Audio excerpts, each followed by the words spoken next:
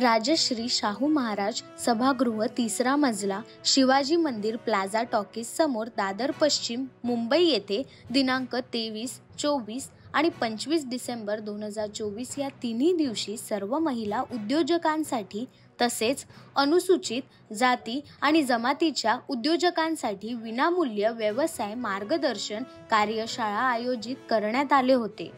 25 तारखेला झालेल्या कार्यशाळेत सोशल मीडिया मॅनेजर निकिताजींना भारतीय स्त्री मुक्त दिनानिमित्त सन्मानित करण्यात आले.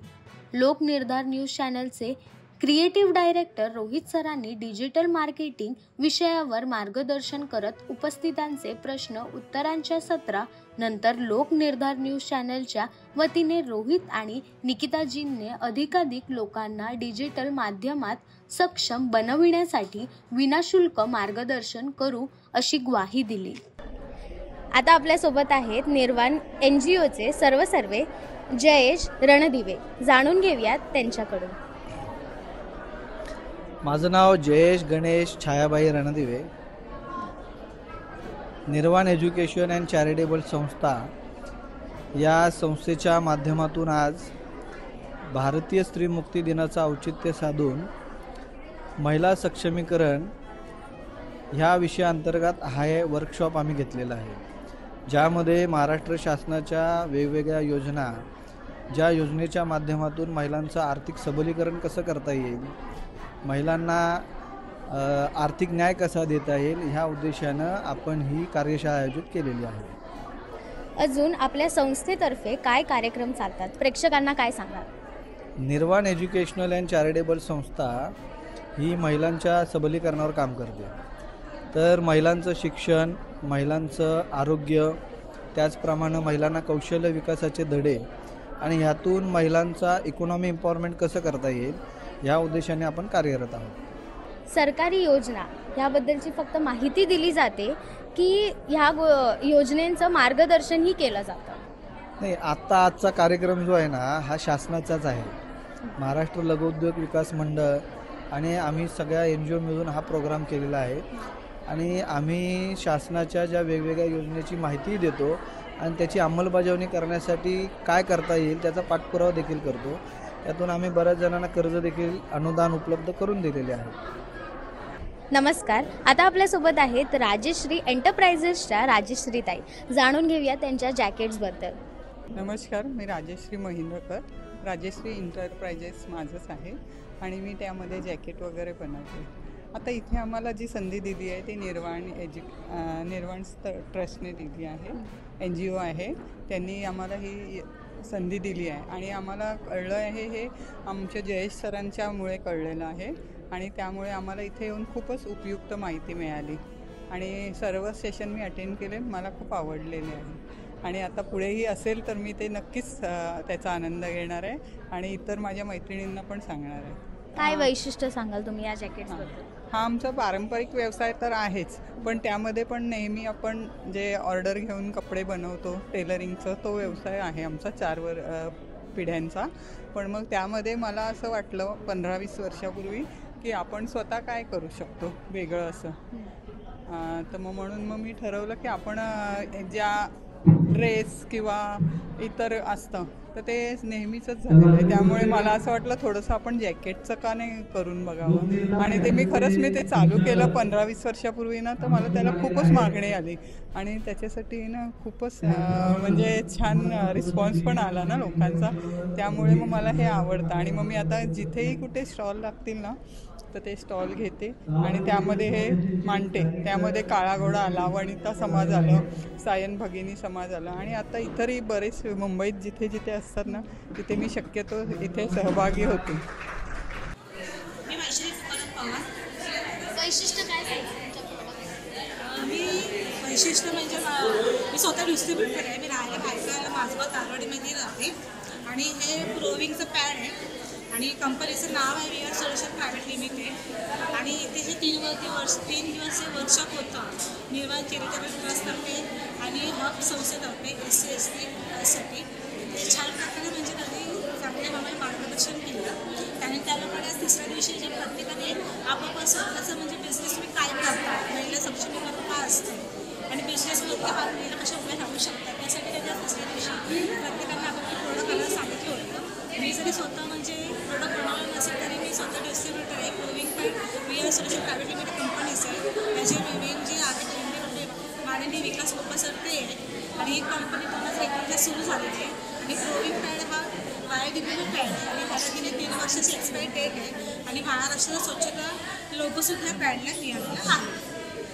आणि हा पॅड जास्तीत जास्त भारतात चालतो आणि म्हणजे खूप डिस्ट्रीब्युटर आहेत भारतामध्ये याचे आणि बाहेरही सुद्धा ही पॅड चालतो. नमस्कार, आपलं नाव? माझं नाव वेणा दीपक आहे. सृष्टी दीपक आहे. काय सांगाल, वैशिष्ट्य काय सांगाल तुमच्या प्रोडक्टबद्दल? ॲक्च्युली आमचं जे प्रोडक्ट हे आपण सोलारवर हे सोलारवर आहे. आपण हे प्रोडक्ट मोस्ट ऑफ ऑनियन्स असतात ना, ऑनियन्स कोणतेही व्हेजिटेबल्स म्हणा किंवा फ्रूट्स हे आपण ह्याचं शेल्फ लाईफ जे असतं हे आपण वाढवतो. नॉर्मल जर आपण ऑनियन घेतलं तर त्याच्यात खूप प्रमाणात पाणी असतं. ते आपण आपल्या मशीनमध्ये डिहायड्रेट करतो आणि मग ते आपण सेल करतो. तेव्हा ह्याचं जे शेल्फ लाईफ असतं ते वाढतं. आता हा जो आपण ऑनियन आहे हा आपला मिनिमम 1 इयरपर्यंत ह्याची गॅरंटी आहे की हा खराब नाही होणार. तसाच जर आपण मार्केटमधून कांदा घेतला तर तो मिनिमम कुठल्या तरी एका लिमिटपर्यंत तो राहतो ना, नंतर तो सडतो. तर हे ऑनियन तसं नाही आहे. ह्या ऑनियनची सेल्फ लाईफ वाढते आणि ह्याच्यावर आपण कोणतेही केमिकल यूज नाही करत. हे आपलं हायजेनिक आणि खूप असं प्रोडक्टिव्ह आहे की सगळ्यांना युजफुल अशा ज्या आहेत. आणि हे जे NGO आहे हे आम्ही फर्स्ट टाईम एक्सपिरियन्स केलं आहे आणि हे खूप युजफुल झालं. इथे आम्हाला जे 3 दिवस ट्रेनिंग दिलं हे खूप युजफुल झालं आमच्यासाठी आणि नॉलेज खूप मिळालं ह्या NGOकडून आम्हाला की मार्केटिंग कसं करायचं किंवा जे लोन्स आहेत किंवा कोणत्याही प्रमाणात आपण कुठेतरी कमी पडतो असं नाही आणि बिझनेसच्या नवीन नवीन आयडियाज घेऊन आम्हाला. So thank you so much for the NGO. आपलं नाव? माझं नाव रेखा कोण आहे.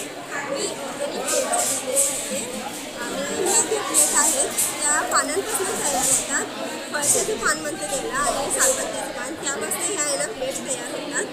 आणि ह्या प्लेट ऑर्गॅनिक आहे. ह्याच्यामध्ये काही केमिकल असं मिक्स नाही आहे. ऑर्गॅनिक पद्धतीने आम्ही बनवतो ह्याला. पहिले कशा ह्या प्लेट्स लिकेज व्हायच्या, आता ह्या तशा लिकेज होत नाही आहे. ह्याला आम्ही खाली मीन्स की त्याला पेपर बोलतो.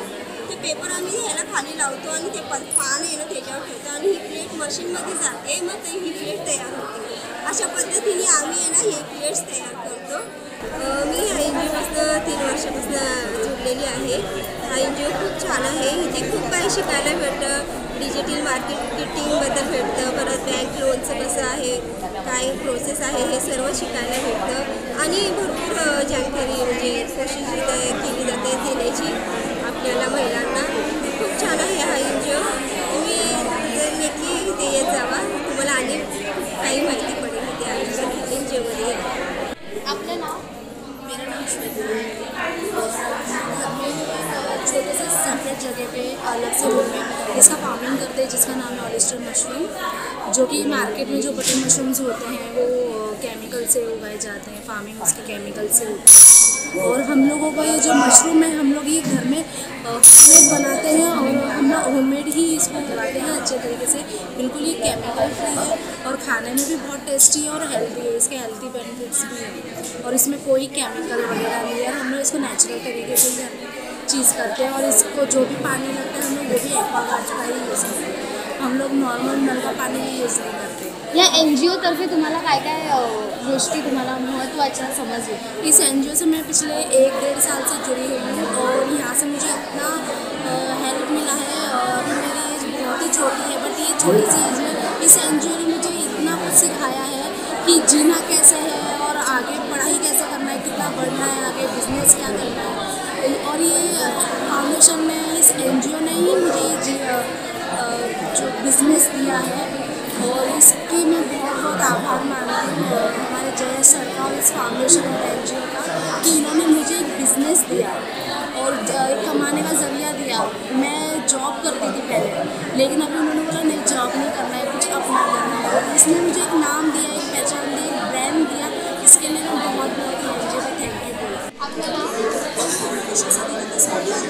काय वैशिष्ट्य सांगाल या प्रोडक्टबद्दल तुमच्या?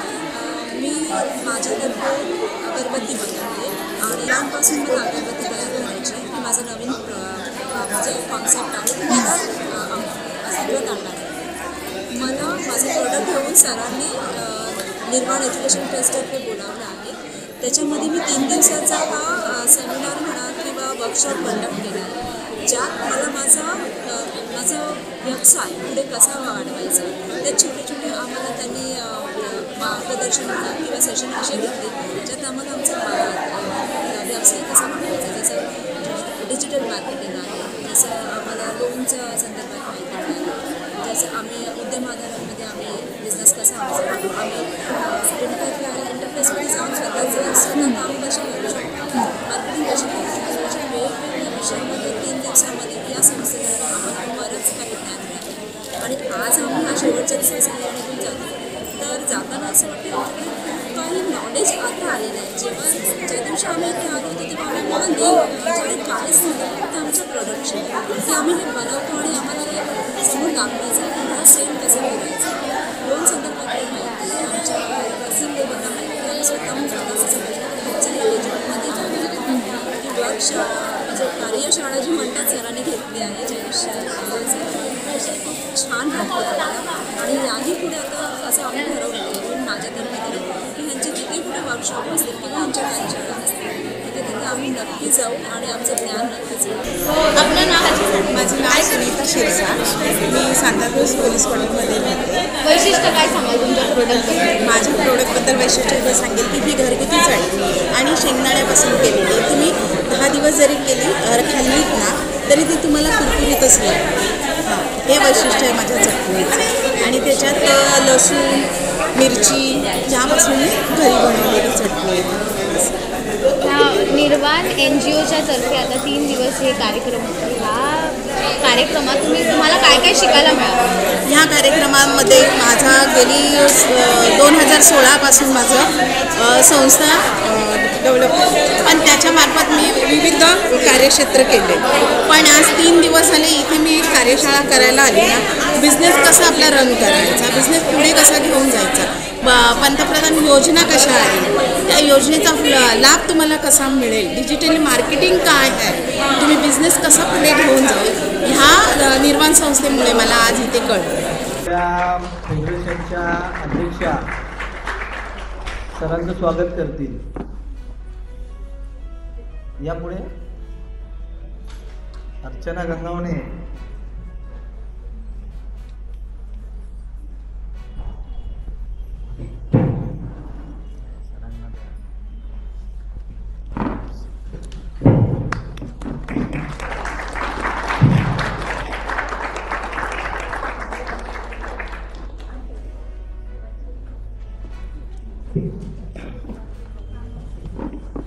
त्याचप्रमाणे जी एक महत्त्वाची व्यक्ती आहे ज्यांच्याशी आपण आता या ठिकाणी चर्चा करणार आहोत, तर निकिता कांदळगावकर म्हणून हे एक व्यक्तिमत्व आपल्यासमोर इथे या ठिकाणी आलेलं आहे. आणि आज जो स्त्रीमुक्ती दिनाचा औचित्य साधून आपण त्यांना इथे या ठिकाणी बोलवलं आहे.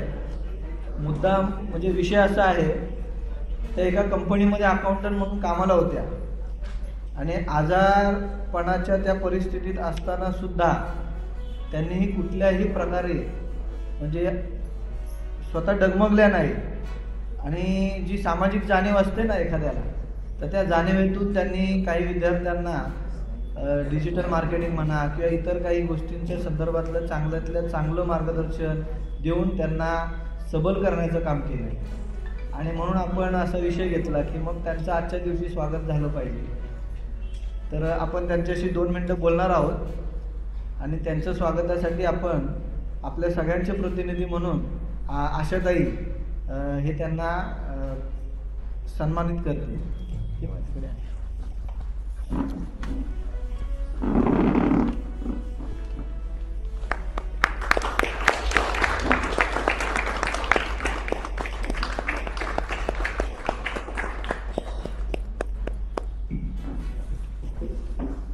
निकिता कांदळकर या आपल्या सर्व भावी उद्योजकांना शुभेच्छा देते.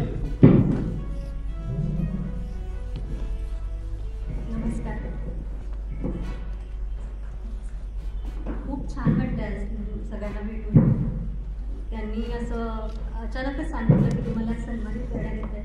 अगदी भावूक क्षण आहे आमच्यासाठी हा. कारण आज मी माझ्या पायावर उभी आहे.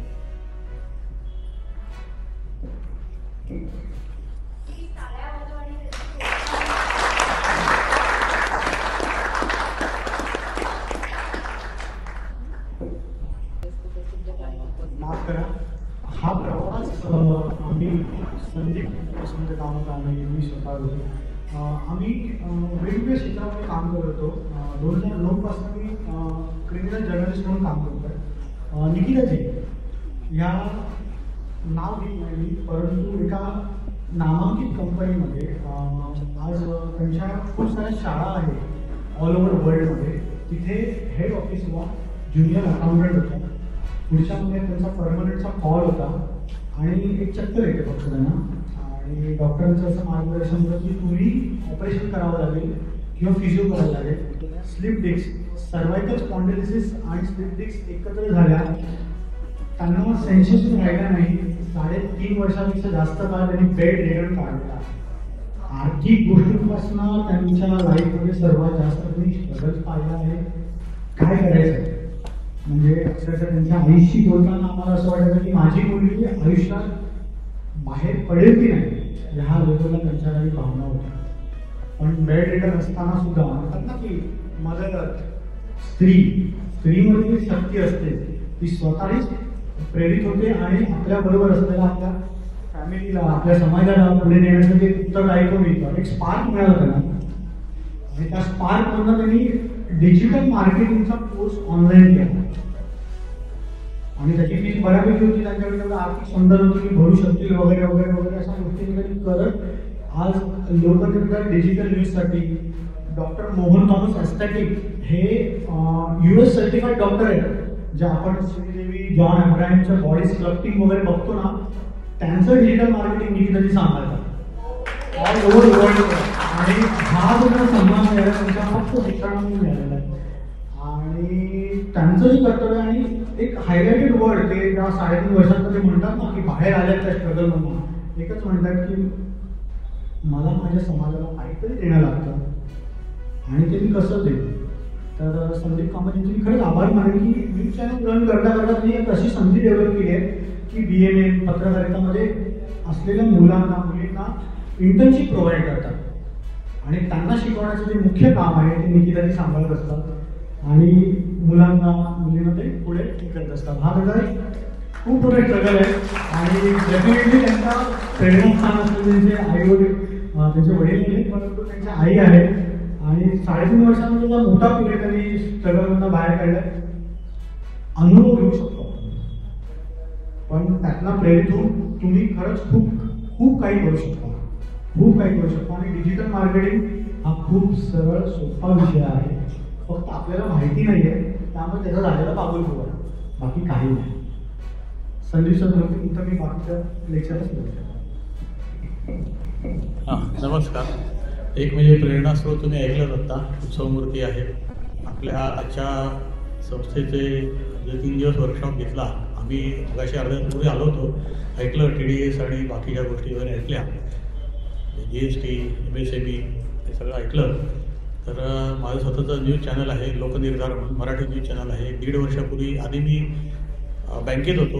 बँकेच्या नंतर रिटायरमेंटनंतर मी 19 साली रिटायर झालो. त्याच्यानंतर सेकंड इनिंग म्हणून आपलं काहीतरी हे करावं, समाजाप्रती काहीतरी आपण देणं लागतो किंवा काही जर मार्गदर्शन मिळालं तर आपण करू शकतो या भावनेने प्रेरित होऊन मी आधी शॉर्ट फिल्म केल्या होत्या. को प्रोड्युसर होतो.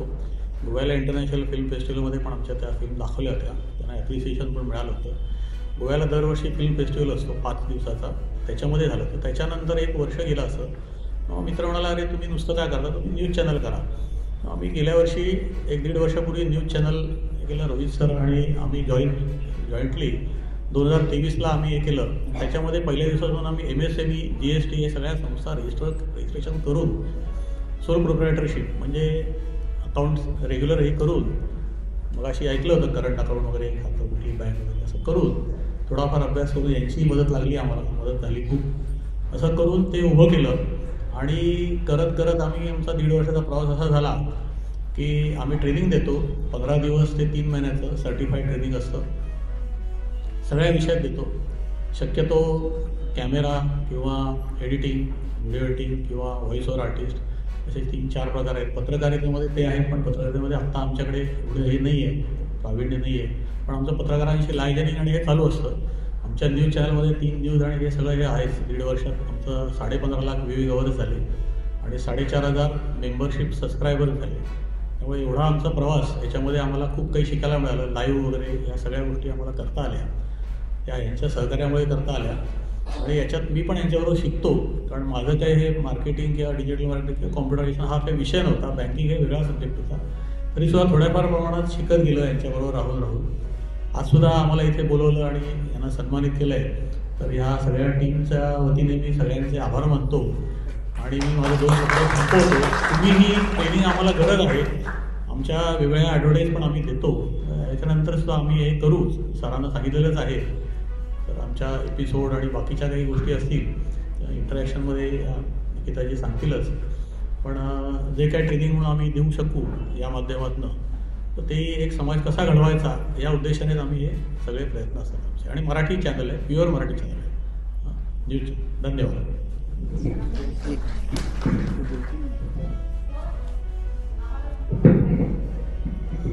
नंतर काय म्हणाले? कॉन्टॅक्ट नंबर सगळं भेटेल. हो. हां, त्या 2 मिनटं बोलतीलच आपल्याशी आणि त्यांचं झाल्यावर रोहित तुमच्याशी संवाद साधेल. कारण डिजिटल मार्केटिंग हा विषय आहे आणि तुमचा आज जो सेशन होतं ते लोन संदर्भात होतं.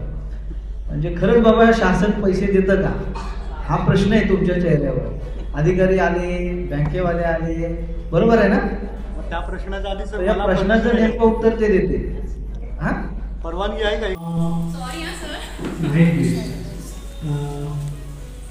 बेसिक लेवलवरनं सुरुवात करायला लागेल. टूल ओळख, त्याच्यानंतर त्या प्लॅटफॉर्मवरती असणारी सिक्युरिटी काय केली पाहिजे. आणि अशा वेळेला आपल्याला भीती वाटते की आपण असं नाही म्हणू शकत की अंगुठा, तुम्ही तुमच्या बिझनेसमध्ये मास्टर आहात ना. तुम्ही ही गोष्ट का लक्षात घेतात? तुम्ही मास्टर तुमच्या बिझनेसमध्ये, तीच व्यक्ती चांगलं तुम्ही वर्सोवाला राहतात. Versova world island of 5 star hotel आहे, 3 स्टार हॉटेल्स आहेत. तिकडचा शेफ करू शकेल का तुमच्यासारखं जेवण? हात कोणीच पकडू शकणार नाही. मसाला तरी कुठं येतील का मला सांगा तुम्ही? मग विषय संपला तिकडे.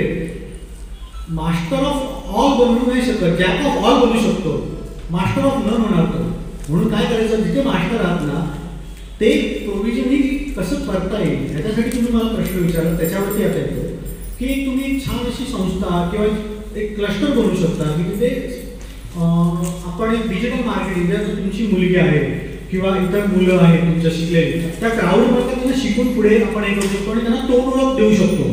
कारण का त्यांच्याकडनं चुका होण्याचे चान्स असतात. कारण का आधीच माणूस घाबरतो, पाऊल ठेवण्याआधीच घाबरतोय, माझ्याकडे झालं तर मी अशिक्षित आहे. इथेच तर आपण चुकतो. तुम्ही जे करू शकता दुसरं नाही करू शकत.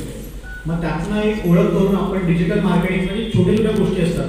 फेसबुक, जसं ताईने सांगितलं मला अकाउंटबद्दल भीती वाटवते, मी करू की नाही, तसंच फेसबुकमध्ये छोट्या छोट्या गोष्टी असतात. अगदी 20 रुपयाची ॲड रन करू शकता तुम्ही, अगदी 20 रुपयाची ॲड, आणि त्या 20 रुपयामध्ये तुम्ही टार्गेट करू शकता मला 5 जणांपर्यंत पोहोचायचं, म्हणजे एक्झॅक्टली फिश करी मला आता कोण बनवून देईल या लेवलला करू शकतात. आणि त्याचे इझी टायपिंग असतं, जसं तुम्ही म्हणता ना गुगल बाबा येतो तशी टायपिंग करू शकतो.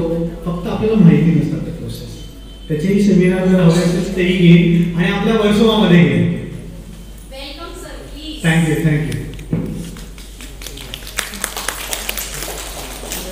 अजून एक प्रश्न असतील तर आपल्याला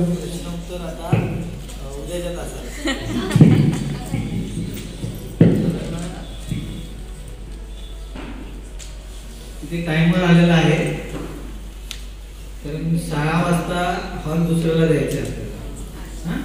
आता तुमचं 2 दिवसाचं सेशन झालंय, आज लोन संदर्भात पण सेशन झालेलं आहे. आता 2-3 मुद्दे आहेत त्याच्यावर आपण बोलू आणि मग राष्ट्रगीत घेऊ आणि ह्या कार्यक्रमाचा समारोप. ओके? तर माझं कीर्तन राहिलं होतं 2 दिवसाचं, 5 मिनिटात मला आवडायचं. विषय असा आहे, निर्माण एज्युकेशन चॅरिटेबल संस्था, वरती बॅनरवर नाव आहे ना. तर त्या संस्थेची आम्ही स्थापना केली महिला सक्षमीकरण ह्या दृष्टीने, आणि 2015 ते 16 पासून आपण ह्या प्रोजेक्टवर काम करतो.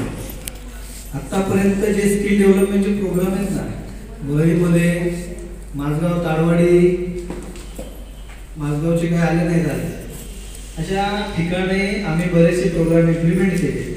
काही रोजगारांसाठी मुलांच्या रोजगाराच्या दृष्टीने कामं केले, ज्याच्यामध्ये रोहित कांदळकर एक मॉडेल आहे, बरोबर आहे. आमच्या वरळीच्या काही बॅचेस अरेंज केल्या, मागे आमच्या त्या सारिका आडसुळे बसलेल्या आहेत, इथे अर्चना गंगावणे आहेत फेडरेशनच्या अध्यक्षा. तर ही काम आमचं 2015-16 पासून सुरू आहे, आज 2024 आहे आणि हे चालत राहणार. तुम्हाला या प्रवाहात किती यायचं आहे हे तुम्ही ठरवायचं. त्यांनी असं सांगितलं की ह्याच्यावर विश्वास ठेवा, मी असं सांगतो अजिबात माझ्यावर विश्वास ठेवू नका, कारण माझ्या मोबाईलचं काहीच खरं नसतं. मी आता सांगणार मी ग्रँड रोडला आहे, तुम्ही 5 मिनिटांनी फोन केला तर मी दादरला असतो, मग तुम्हीच म्हणणार अरे हा काय माणूस असा, आता ग्रँड रोडला सांगितलं आणि वाजले किती 10 मिनिटांनी हा माणूस सांगतो मी दादरला आहे. आलं का लक्षात? त्यामुळे माझ्या पायाला असते बेकरी, बरोबर ना.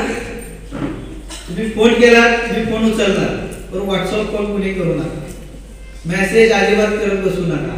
सर मला हे कळालं नाही, ते मी अर्ध्या तासानं बघणार आणि परत रिप्लाय देणार, काय कळालं नाही. त्यापेक्षा फोन करा.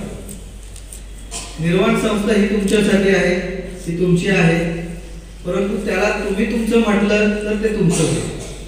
ह्याच्यात एक आम्ही रोल मॉडेल दिला. इथे पहिला काल कविता होती, आता त्यांच्या दुसऱ्या डायरेक्टर आहेत, ज्यांचं सॅनिटरी नॅपकिनचं युनिट आहे, त्याचं तुम्हाला शेअर होल्डर होण्याची संधी भेटते, बरोबर आहे. तुमचे फोन सेक्रेटरी फेडरेशनच्या सचिवाचा नंबर तुमच्याकडे आहे. आमच्या फेडरेशनच्या अध्यक्ष आता बसलेले आहेत अर्चना गंगावणे, हो आवाज तर द्या, त्यांचा नंबर घेऊन ठेवा, म्हणजे फेडरेशनची जी उद्याची मीटिंग आहे त्याच्या संदर्भात तुम्ही त्यांच्याशी जॉईन करा. मला असं वाटलं व्हॉट्सअपला मेसेज नाही आले तर निदान एकामेकांना आल्यावर बोलतील तरी हॅपी काय मुवमेंट डे म्हणून.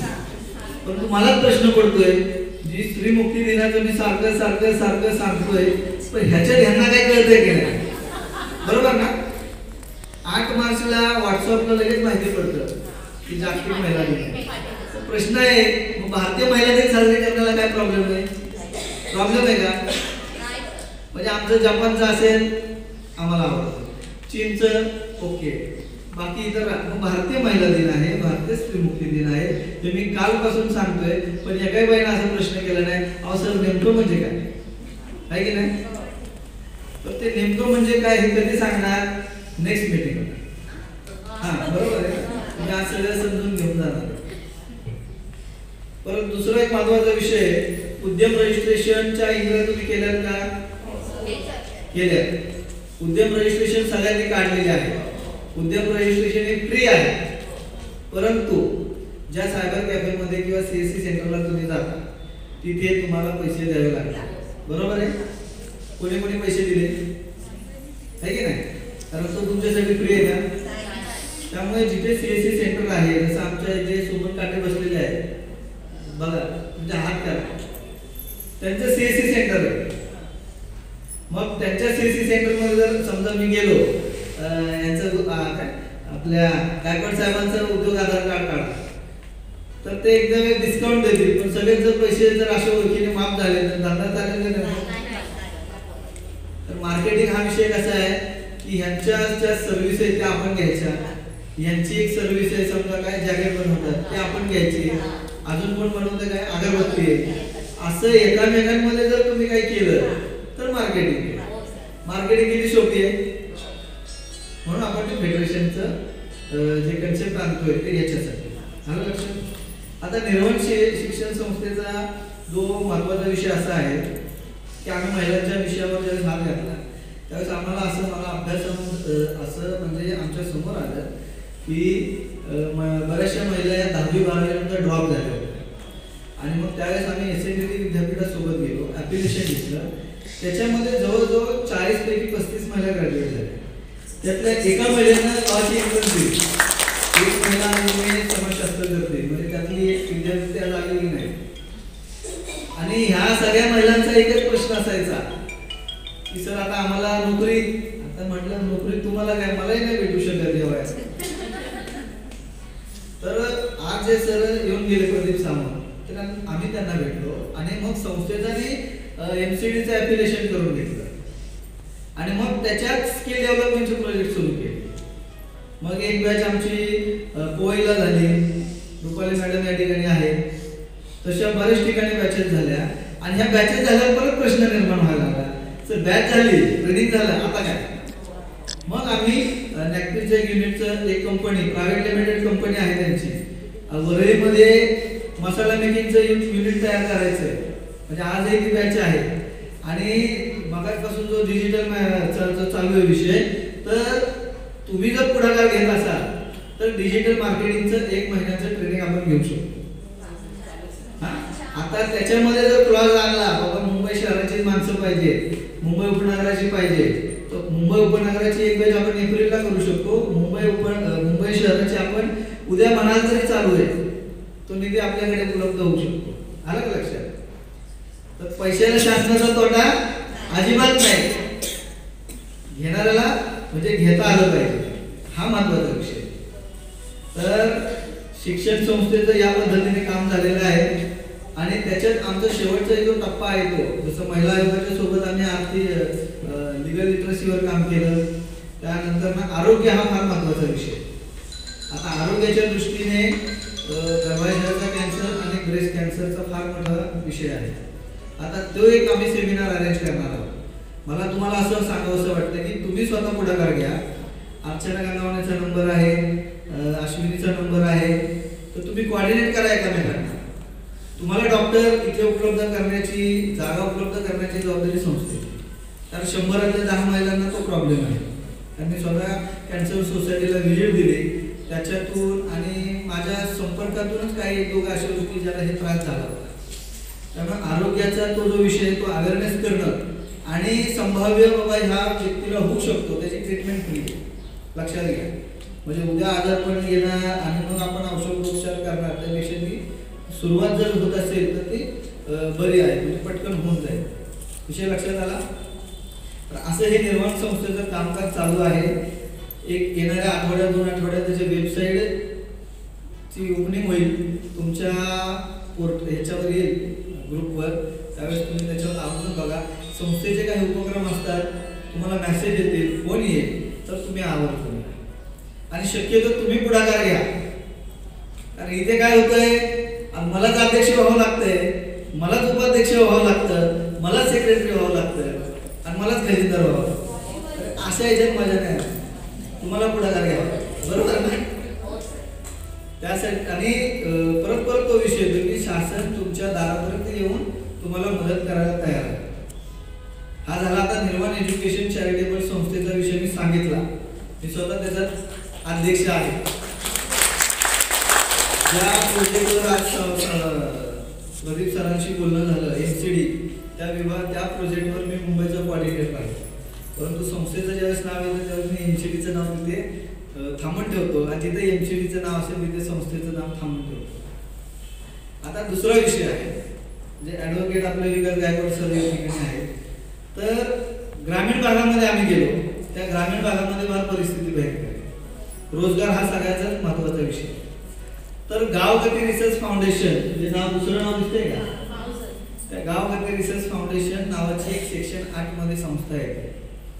आणि त्याच्या एक पायलट प्रोजेक्ट सुरुवातीचा संगमनेर तालुका, गावाचं नाव आहे दिगाव, त्या ठिकाणी प्रोजेक्ट डेव्हलप केले. सप्रेम संस्था आणि गावगतीनं मिळून तो प्रोजेक्ट डेव्हलप केला आणि त्या गावाचं आदर्श गावाच्या यादीमध्ये नाव आहे. लक्षात. आता काही आपण ठराविक स्पॉट असे घेतले, समजा अहमदनगर जिल्ह्यामध्ये संगमनेर तालुका आहे, आहे ना? तर असं ग्रामीण भागातलंच काम पण सुरू आहे.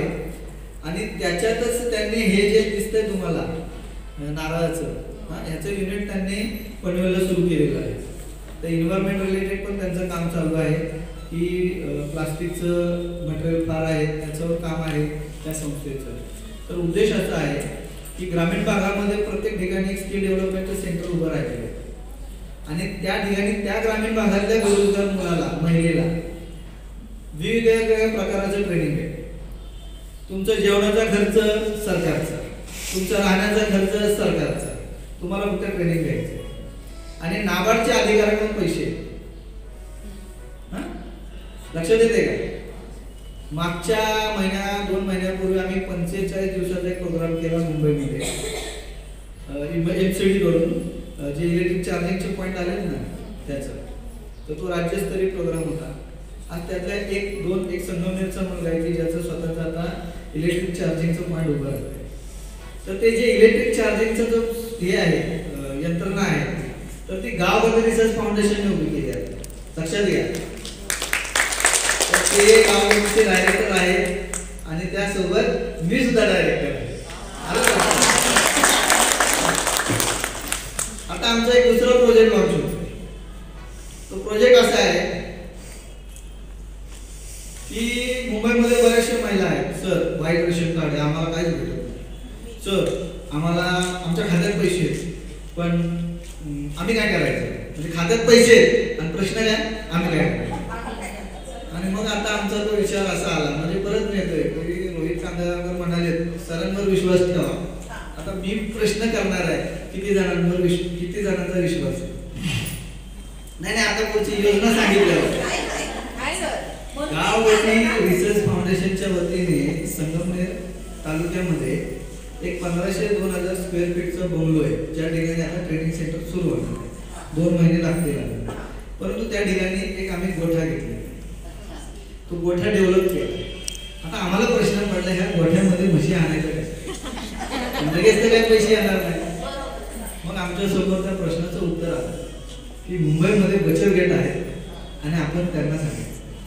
तर मी एका महिलेला फोन केला असंच की अशी योजना आहे, तर तुम्ही एखादी गाय किंवा म्हैस भेटली तर तुम्ही कसं काय करू शकता. त्यांचा पहिला प्रश्न आला, सर मुंबईमध्ये कसं शक्य आहे. म्हटलं हे मलाही माहिती आहे, पण तुमची तयारी असेल तर मी पुढचं सांगतो. बरोबर. तर आमचं ते कन्सेप्ट एकदम क्लिअर आहे की समजा या ठिकाणी रुपाली मॅडम आहे, त्यांचा बचत गट आहे आणि गावामध्ये रिसर्च फाउंडेशन. तर त्या बचत गटातलं ह्या कंपनीचं ॲग्रीमेंट होतं. मुंबईतल्या बचत गटाने काय करायचंय, त्या कंपनीचे शेअर्स घ्यायचे किंवा ती जी म्हैस धोका आहे, गाय घ्यायची किंवा म्हैस घ्यायची. तर त्या ठिकाणी गाववतीच्या वतीनं त्या ठिकाणी त्याची संपूर्ण संगोपनाची जबाबदारी राहील. आणि जे दूध येणार आहे तर त्याच्यावर सगळे पैसे, त्याच्या प्रॉफिटमधला अमुक एक शेअर बचत गटाचा असेल, अमुक एक शेअर गावाचा. म्हणजे मी त्या मॅडमला ते पण सांगितलं, बघा हाय का त्रास तुम्हाला, तुमचं फक्त लिखित स्वरूपात ॲग्रीमेंट झालं पाहिजे आणि तुम्हाला गॅप देणार की तुमची म्हैस तिथं काय करते हे बघा. बरोबर ना. हा चरायला गेले काय झालंय तुम्ही बघा. बरं त्या गाईचं म्हशीचं जे काय इन्शुरन्स, त्या तिचा बक्कल नंबर, ते सगळे कागदपत्र कुणाचे बचत गटाचे. म्हणजे तुमच्या गाईच्या जास्त खाण्याची जबाबदारी फक्त गाववती घेणार आहे आणि जो दुधाचा बेनिफिट येणार त्याचं शेअरिंग तुम्हाला त्यांना असेल. आता मला प्रश्न आहे किती जण येणार बघा, आहे की नाही. 50% जागा खाली झाल्या.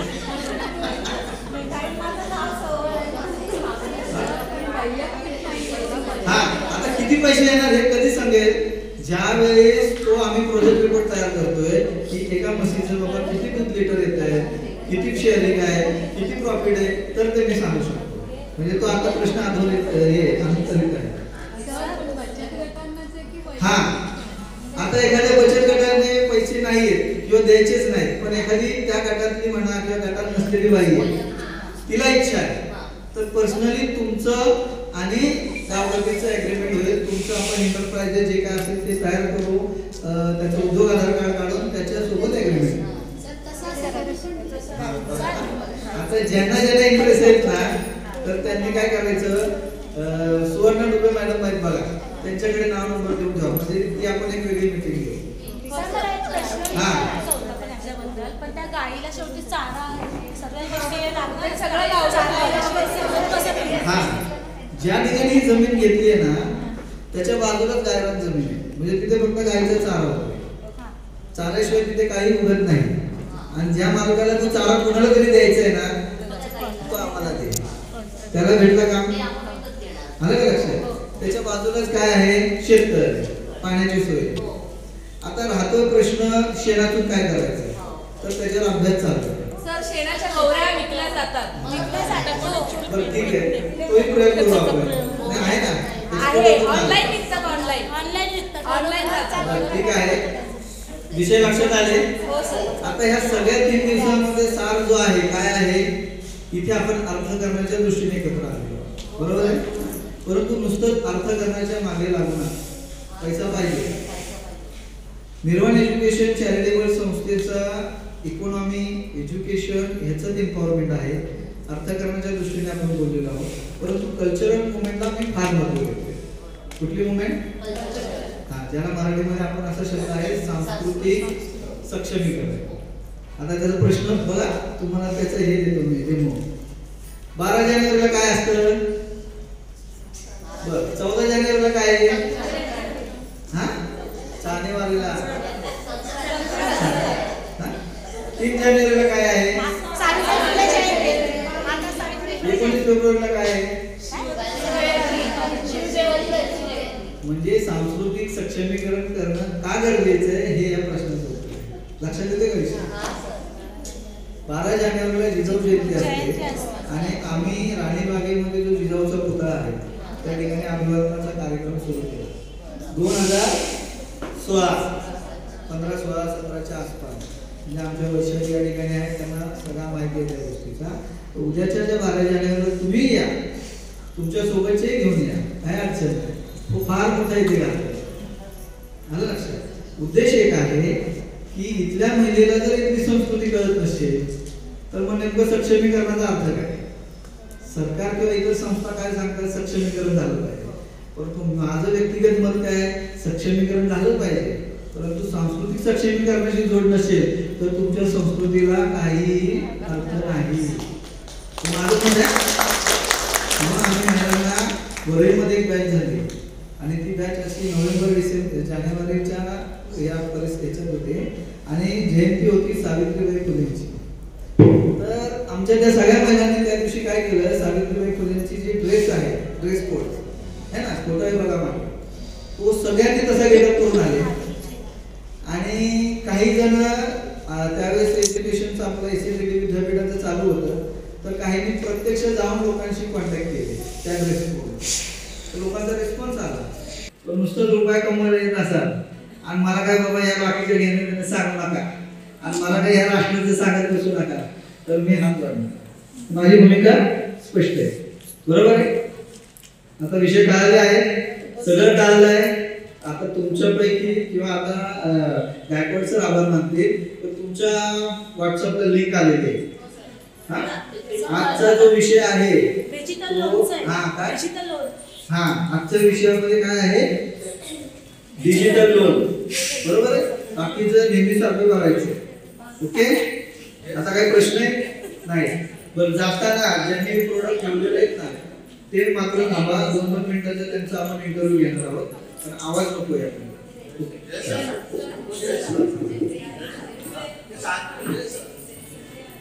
ही कार्यशाळा युथ बिल्ड फाउंडेशन पुणे व महाराष्ट्र लघु उद्योग विकास महामंडळ मुंबई महाराष्ट्र शासनाचा उपक्रम, शिवराज्य ब्रिगेड, गावगती रिसर्च फाउंडेशन, निर्वाण एज्युकेशन अँड चॅरिटेबल संस्था, बृहन महिला मंडळ व बचत गट फेडरेशन आयोजित केली होती. ब्रिगेडियर सुधीर सावंत, माजी खासदार आणि विश्वस्त श्री शिवाजी छत्रपती स्मारक मंडळ यांनी उद्घाटन केले. संयोजक जयेश रणदिवे, समन्वय अमोल जाधवराव, अध्यक्ष शिवराज्य ब्रिगेड, सौजन्य श्री छत्रपती शिवाजी स्मारक मंडळ ट्रस्ट. या कार्यशाळेचे सूत्रसंचालन अश्विनी वाकडे, बचत गट फेडरेशन सरचिटणीस आणि गौतम चव्हाण, विश्वस्त निर्वाण NGO ॲडव्होकेट विकास गायकवाड, संचालक गावगती रिसर्च फाउंडेशन आणि विजय बल्लाळ, कार्याध्यक्ष शिवराज्य ब्रिगेड यांनी उपस्थित महिलांना मार्गदर्शन केले.